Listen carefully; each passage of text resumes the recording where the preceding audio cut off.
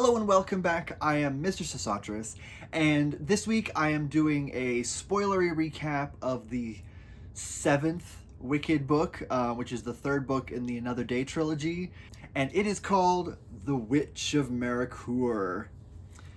So this is kind of one of those ones that I both like and there's parts that I don't like, so, you know.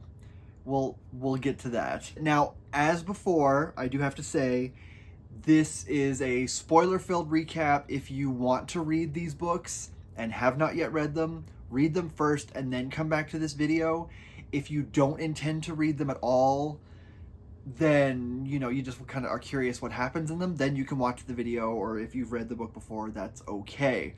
But just know that this is going to contain spoilers for everything that happens in the book. And so, you know, be warned. All right, so we're going to start off with the story so far. So, Rain, Elphaba's granddaughter, is now in the land of Maracoor. Upon arrival, she threw the Grimoire, which is the book of magic that the Wizard of Oz was searching for and that Elphaba got a hold of, and then Lear inherited. She threw it into the ocean to get rid of it, but doing so kind of caused a lot of problems. It caused the book's magic to awaken, and the latent magic of Maracoor was sort of brought to life. And so weather changed, there was like spirits and fantasy creatures showing up. It just caused a kind of a change in the land. It also gave a pillaging nation to the south access to Maracoor. There was like the currents had changed, the wind patterns had changed, so they were able to finally reach Maracoor. And they're looking for a artifact called the Fist of Mara, which, as we later learned, is sort of a radioactive meteorite that had been kind of venerated as a relic. And so they began searching for this because they had heard tales of it and knew that it was up here. And so with the changed currents and everything, they figured, why not see if they could get a hold of it. So when Rain first arrived, she washed up on a small island populated by a community of women whose job it was to watch over the Fist and keep it safe. But Rain's arrival and the attacks by the Skeeds, that's the nation of the south, led the leadership of Maracoor to kind of take the Fist off the island and find a way to keep it safe. So Rain, along with a group of government officials, sort of went on a quest to look for the Oracle of Maracoor, which is a figure that they thought could kind of help them find out what to do with the Fist. And the Oracle turns out to be the Wizard of Oz, who crashed on Maracoor after fleeing from Oz. He doesn't know what to do with it except suggest taking it far away. And so the leader of Maracoor, the Fazil, he agrees to sort of take the wizard's balloon. They sort of rebuild it and take it out. And he agrees to sort of take it far, far away. And he will come back someday, but they don't know when or if they'll see him again. Meanwhile, Rain is able to kind of forge a tenuous connection with her grandmother by talking to the wizard about the little that he knows of Elphaba. And at this point, she kind of realizes that she can't rely on anyone else to give her information about what to do. The wizard is able to sort of channel some magic, very latent magic, and kind of reawaken her broom that is sort of a descendant of the broom that Elphaba used. And so she sort of embraces the title of the Witch of Maracoor, and she flies off into the sunset, and that's how book 2 ends. So now we're starting with book 3, The Witch of Maracoor. So part 1, the first section is called Ethera Strand. And so we've got Rain, Iscanary, and I think Lucicles, and it sort of suggests that maybe his son and Ticheron, who was sort of a assistant to the Fazil, are with them as well. But I get the feeling that they left because they do not factor into anything that happens next. So I feel like they did come back together, but then they kind of went their separate ways, and Lyrics probably went back to his family, and Ticheron probably went back to his job. So we're just going to assume that it's Rain, Iscanary, and Lucicles at this point. Lucicles is sort of a minor government official. He's married and has 3 kids, and he sort of got wrapped up in this whole Fist of Mara situation. And so they're on a ship, they're traveling. It looks like Rain and Iskaneri are kind of on their way out. They're sort of heading toward the edge of their land, and she's going to leave and go back to Oz.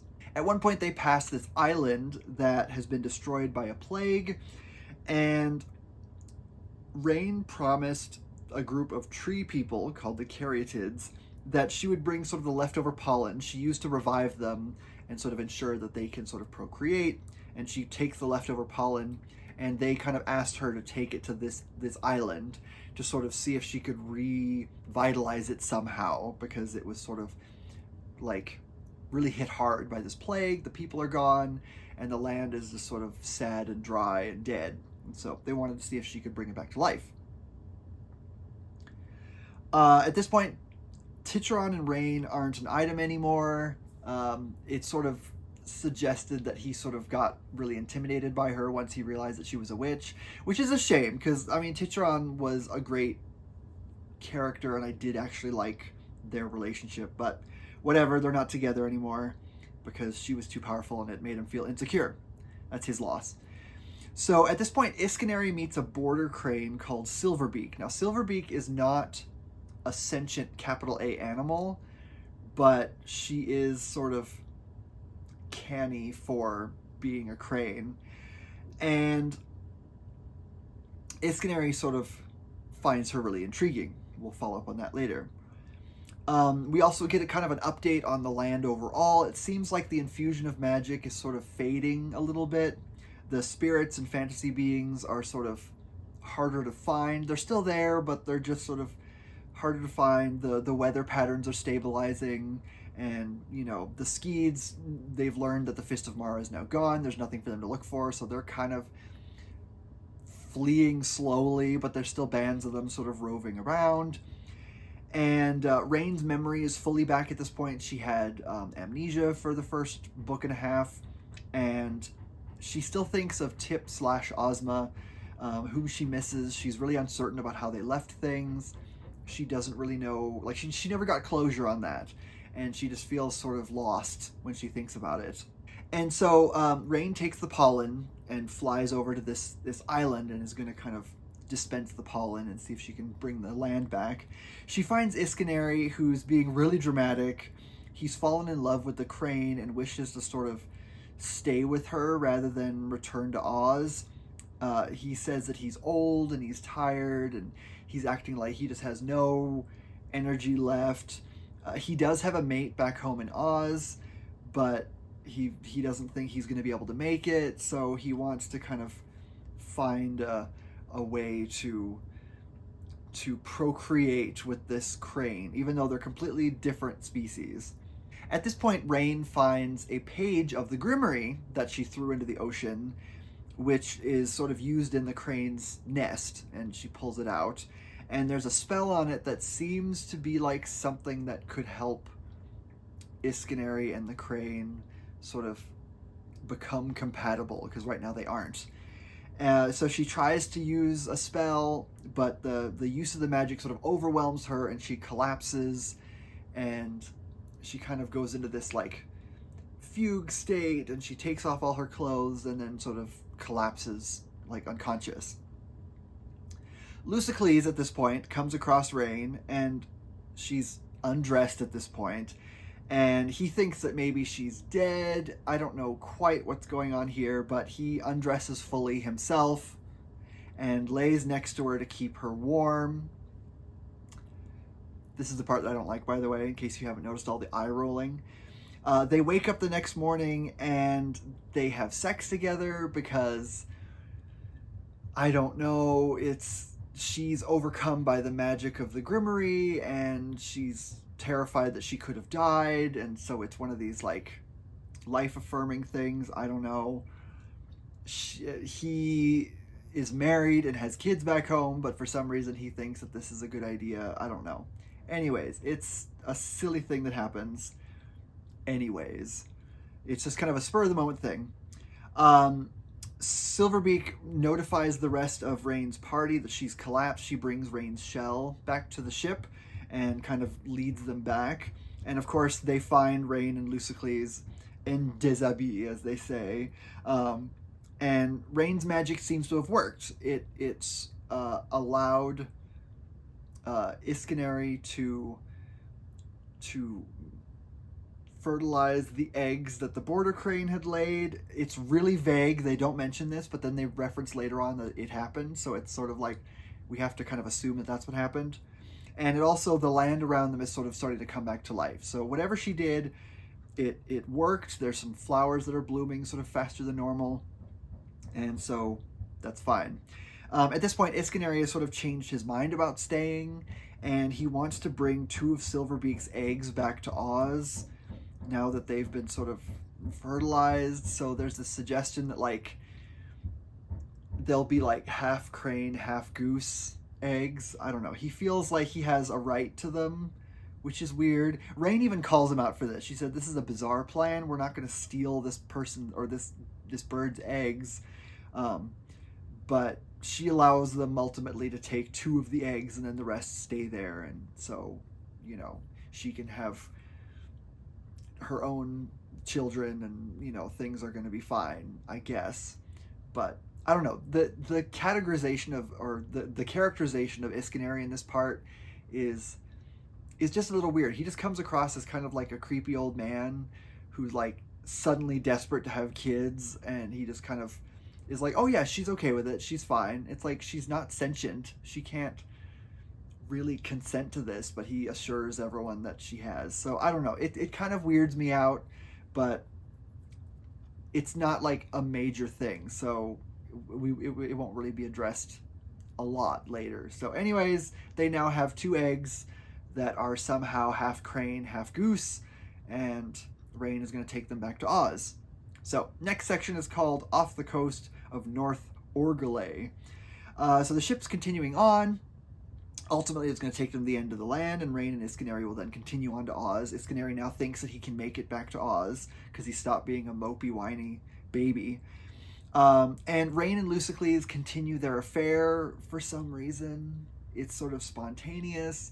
Later on, Rain talks about how this relationship was just sort of a thing to pass the time. It didn't mean anything, but it was just kind of a, you know, she needed that connection with someone at that point in her life, and he was there, and he's the only one that was really doing wrong because he's the one who's married and has kids. And so, you know, she just is like, well, we just did that because it's what I wanted, and it, you know, if he made a mistake, that's his fault. He was the one who agreed to it, kind of thing. So anyways, they meet another ship at this point, and they have kind of a tense exchange where they're unsure if the other crew are pirates or not. They search the ship that Rain's on, and they find the page of the Grimoire that she found, and the other ship captain reveals that they're sort of looking for more of these pages because they found actually the binding, like the cover of the Grimoire, as well as a bunch of pages, and they've been sort of collecting them because the book doesn't look like it's damaged at all, even though it like fell in the ocean. And they know that there's something about it, but they don't really understand it. And Rain sort of bluffs them into giving the Grimoire to her. She reveals that she's a witch, and she kind of has a bit of a, she kind of does a little bit of play acting with Iscanary pretending to be like magicked into talking. And they, you know, realize that they're, you know, they're sailors, they're very superstitious, so they don't want the Grimoire anymore, so they give it to her, and she takes it, and it sort of starts to come together, like when she adds a page to it, the page like rebinds itself automatically, and the book sort of starts to like knit itself back together in a way. It's kind of weird. And so she has the Grimoire, the pirate ship or whatever they were, they leave. I think that's sort of resolved a little too quickly, but you know, whatever. And we move on. So next section is called the Great Northern Isle. So the ship carries on, they stop at an inn. In the inn, Rain finds another page of the Grimoire, or actually no, she gets another page beforehand because the pirate crew gives her like a piece of cheese wrapped up in paper, and the paper turns out to be another page of the Grimoire. And so she adds that back to the book, and the book itself seems to be sort of regenerating, so it's not like it just has the pages they were added. There's like new pages that seem to be growing out of it kind of thing. And the wound in Lucycles' foot. So when I talked about the second book, I had forgotten about this detail. And so in the second book, there's this thing that happens early on where like a burrowing bug of some kind gets into his foot and then leaves, and there's this sort of wound there, and it just isn't closing up, and it's bleeding, and it just kind of pains him throughout the whole book, and it's never resolved. So in this one, we return to that. So the wound is sort of getting worse. His foot is infected, and it seems like it's really bad infection. It's kind of traveling up his leg. So Rain calls for a physician at this point. The physician gives her a salve, and as she's applying it, she sort of tries out a spell from the Grimoire to sort of heal the wound. She doesn't know if it works or not, but she applies it, as best she can. She follows all the physician's instructions. She cleans her hands and cleans the wound really well, and then applies the salve and uses this sort of spell from this book that she kind of adds to. She kind of makes up the rest of it and sees if she can heal the foot. At this point, she does a tarot reading with the cards that she took from the Wizard of Oz that she met in the last book. The reading seems to predict that the infection will claim his life if he doesn't get the foot amputated. And at this point, she says kind of goodbye to him, and they part ways. So she sort of talks to the ship captain and says, you need to make sure he gets back to his family, and I hope he's okay, kind of thing. So they part ways. Her and Escanary carry on. Now we're in part 2. The next section is called The High Road Above the Sea. So basically they're flying.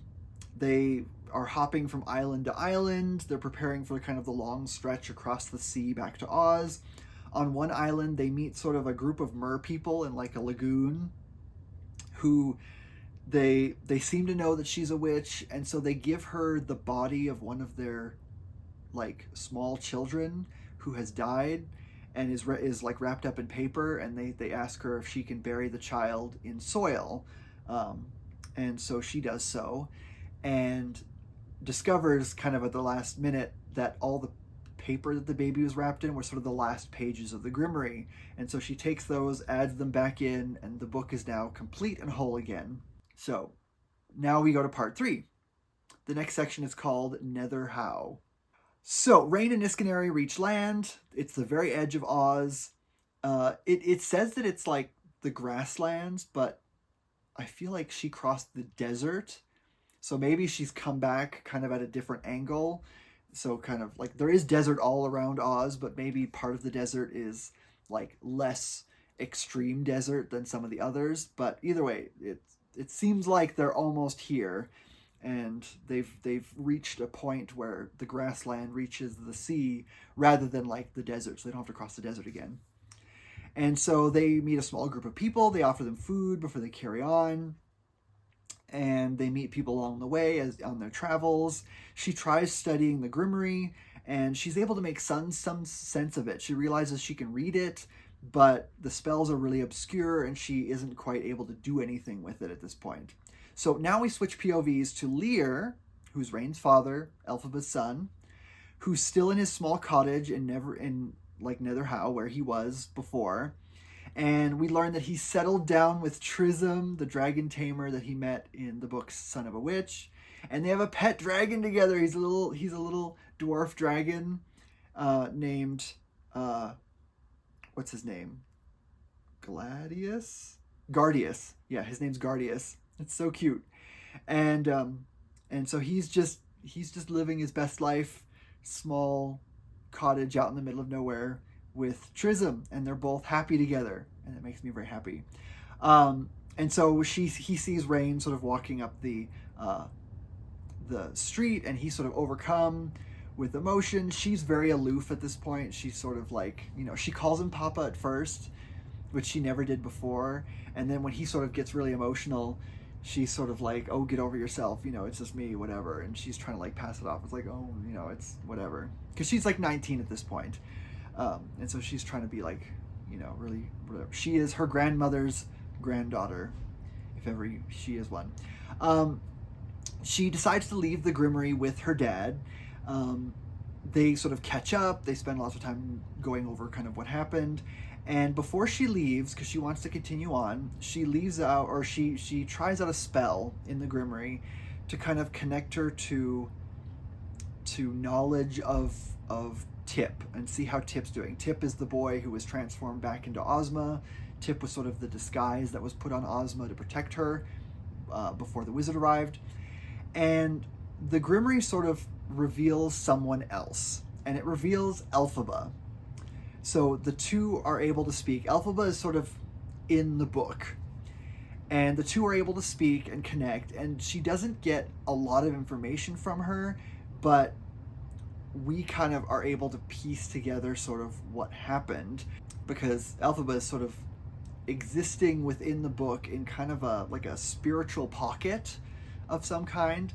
And so we learned that when Elphaba was killed by Dorothy, her soul was sort of absorbed by the Grimoire for some reason. She does have a connection to it because her father was the Wizard of Oz, who is from our world, and the Grimoire is also from our world, and so Elphaba sort of has a connection to it. That's why she can read it, and that's also why Rain can read it, even when everyone else can sort of kind of read it, but they can't really.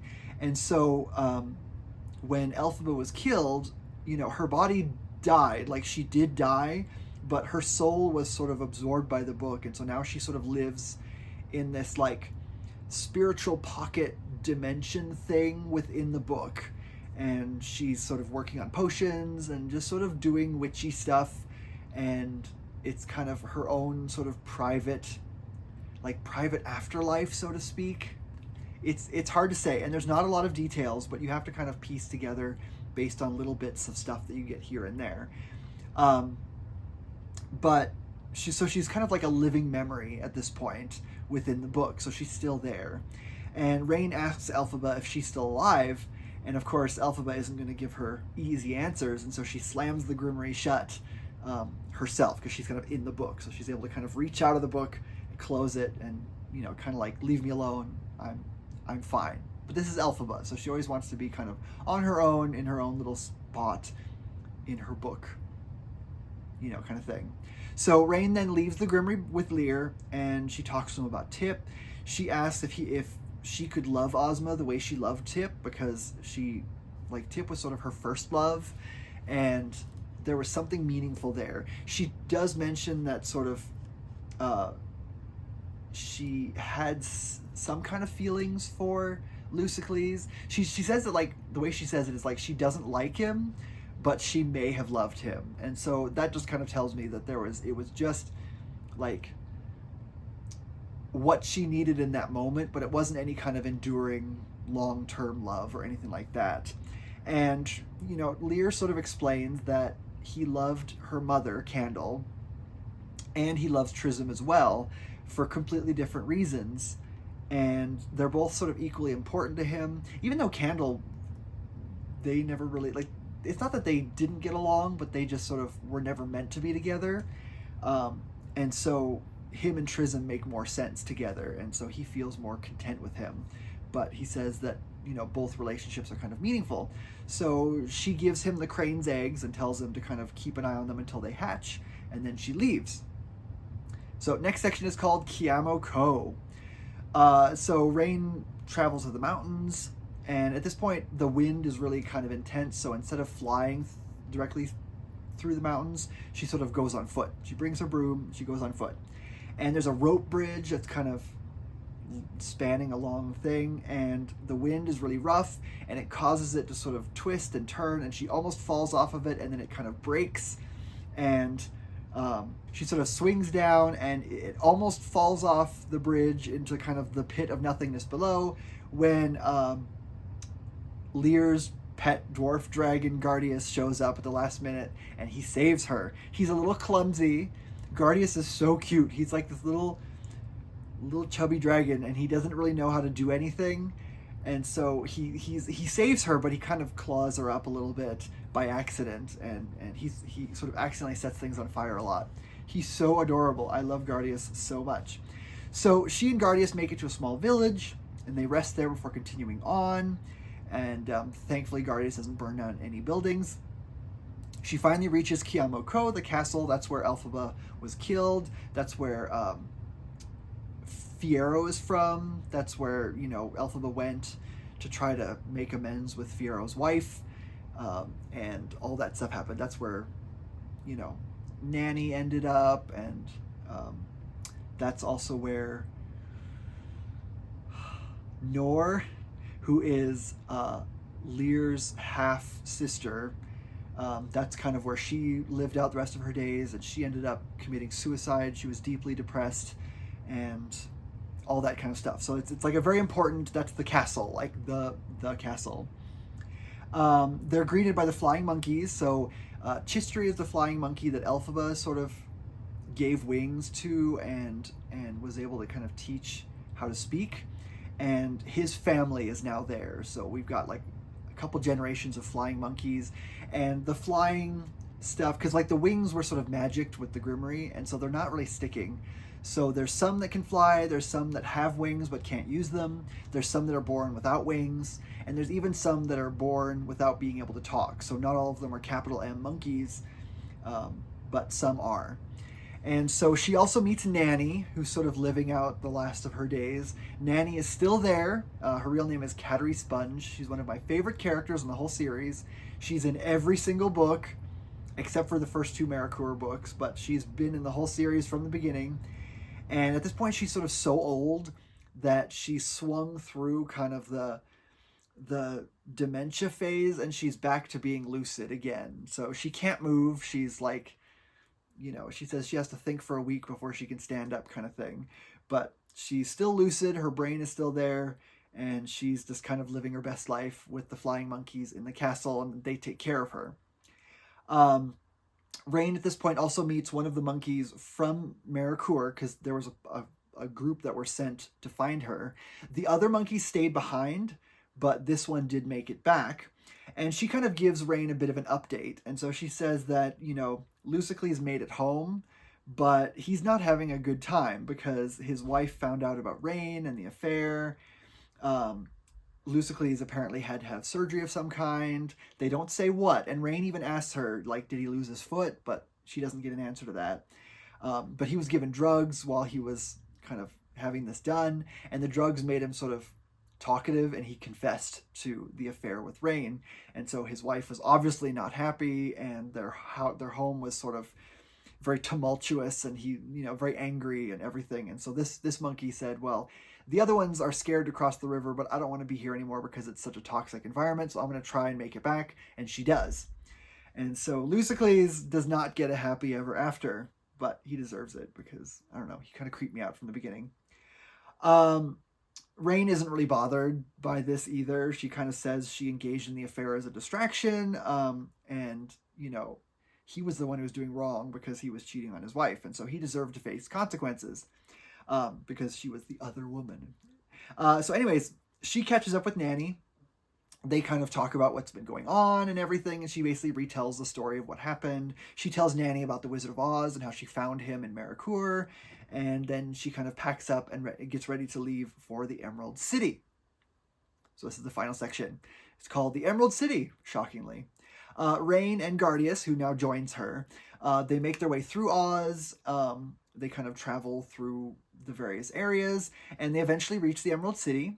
Burr the Lion is still the regent at this point. Ozma is sort of a young teenager. I think she's maybe like 15, 16 or something at this point, and she's not really able to take the throne yet. So Burr is still the regent, and she goes to the throne room to sort of request an audience with the lion, and she's waiting and waiting and waiting and waiting, and she meets a friend named Scarly, who she knew at St. Proud's. And so she went to St. Proud's in like the second half of Out of Oz, which is the fourth book. And they catch up, and they're like, at first they're kind of excited to see each other, but Scarly is a little tense and a little worried because she's worried that Rain's appearance is going to spark another coup, because the situation kind of politically is still a little tense. Not everyone is happy that Ozma is going to ascend to the throne soon. And so there's some people that are still loyal to Shell, who declared himself the Emperor Apostle, but he was deposed and he fled and he's gone. He hasn't been doing anything, which is fine. Shell was Elphaba's youngest brother, and so Rain assures Scarly that she's not here to cause trouble, but for some reason she's not able to see the lion, and so she leaves. And as she's walking through the streets, she's sort of snatched up by a group of cloaked figures, and she fights back and ends up getting knocked out. And she wakes up a little bit later and realizes that one of the figures is Ozma. So she had to, apparently tried to get Rain sort of quietly off the streets to meet with her, because she knew that Rain had tried to meet with the lion, and she didn't realize that Rain would fight back. And also the people that were with her, they weren't sure if Rain was an imposter or not, because again, the tense political situation. And so they were a little rougher than Ozma had planned. And so, you know, she ended up getting hit over the head accidentally. And so it's sort of like, oops, sorry. I guess we could have just said hi first. So at this point, Rain and Ozma are finally able to reconnect. They kind of talk about everything that's been happening, the political situation, and there's a bit of ambiguity about what's going to happen next here. And I get the feeling that Maguire might be leaving it open for more books, but I kind of like this ambiguity at this point, because the series has sort of run its course, and this third book in the Another Day series, it acts as kind of a finale to the whole series, because we get the stuff in Maracoor resolved, and then she comes back, and then we get Oz, and, you know, reconnecting with the people in her life in Oz. And so it's kind of like it's a full circle moment, and I feel like it's better if we just kind of end it here, because it's an okay ending. And so Ozma reveals that because of the factions that sort of oppose her, she doesn't want to be a super public figure, and so she's kind of like a fugitive, kind of working in the shadows. She reminds me of, okay, in the Doctor Who episode The Beast Below, which is a 11th Doctor episode, where like the spaceship UK is on like the back of a giant space whale, and then you've got the Queen of England, who's sort of a shadowy figure who's kind of working behind the scenes to sort of figure out what's going on. That's what Ozma reminds me of, except she's younger. But it's that kind of vibe where you've got sort of the Queen, and she's not really in exile, but she's sort of having to keep a very low profile. And so Rain reveals at this point that she wants sort of some closure with Ozma. They talk about how they've grown and they've changed over the years. It's this great conversation. It's so emotional. I love this. And Ozma sort of asks if Rain still loves her. And Rain isn't sure at first, but after a few days, they talk and they sort of are able to reconnect. And they discover that they do have feelings for each other. And they do agree to sort of steal off together. And they disguise themselves as kind of a man and woman. Ozma dressing up as a man, and then Rain disguising herself as a woman with like regular skin. And they just sort of escape the Emerald City, and they kind of go off together to see what the future holds for them. And she leaves a note, but again, like, the lion is sort of uncertain what's going to happen when people find out that Ozma is gone. And it's just all up in the air. It's like Ozma did this for love, not because it was the most advantageous thing to do. And her and Rain just sort of go off into the sunset together. And I love it. It's such a good ending. It does feel a little abrupt, because it's like over the course of maybe like 10, 20 pages or so. And that's their whole reunion and everything. But it feels like a good bookend. Ozma feels very Glinda coded, not in terms of her being like, you know, high society, you know, rich and affluent, all that kind of stuff, but just, you know, she's sort of the sparkly feminine character, and then Rain is sort of the prickly intellectual figure. And so it's almost like Rain and Ozma getting together is sort of like a fulfillment of all of the speculation that surrounds sort of Glinda and Elphaba's relationship, especially in the musical. In the books, their relationship is much more sort of distant, and they're kind of there for each other in terms of they offer some support, and Glinda is sort of the way that Elphaba is able to feel sort of a part of the world of Shiz without feeling so alone. She's kind of like her only friend. But after school, they kind of drift apart, and their relationship isn't as close and meaningful as it is in the musical. And so I feel like Maguire is sort of tipping his hat to the musical here, and sort of giving Elphaba's descendant sort of the princess and the witch kind of happy ever after that Elphaba and Glinda never got. And I love that so much. This is definitely one of those books that when you get to the end, you're like, wow, I really liked that. But it feels very hand of the author-y a lot of times. And it's kind of one of its failings. Anne Rice does this too sometimes, where she'll just have things happen because like she wants them to happen, not because it makes sense organically.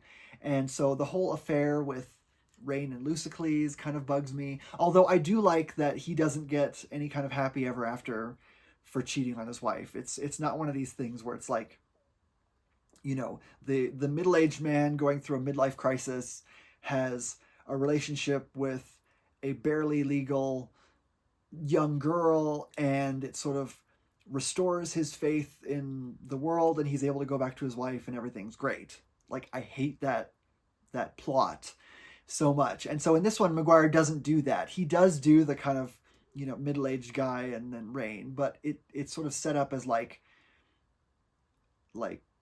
it's just Rain is sort of scratching an itch because she needs it, and the fact that he's willing to go along with it is not a good thing, and it's sort of shown to be sort of, he faces consequences for that, which is fine. And Rain is like an adult-ish, I guess, but it's still creepy. And I'm glad that sort of Lucycles sort of goes back to his life and is unhappy forever because he didn't think that having a wife and kids and a house was all that, and he needed to run away. So anyways, that's just me. But getting back to Rain, I love that she gets sort of a happy ever after. We don't know if, what's going to happen next. And I kind of like that ambiguity because we don't know if they're going to be happy together. We don't know if they're running off together is going to spark any kind of like political upheaval of some kind. We really don't know, but they go off together because they love each other. And I love that. And also I have to say, I love that Lear and Trism end up together, because I love Trism, poor damaged, traumatized Trism. And Lear, he had like all kinds of his own angst and everything, and he's able to just sort of live a nice life in a cabin out in like farmland with like his pet dragon and like the man that he loves, and they're happy together.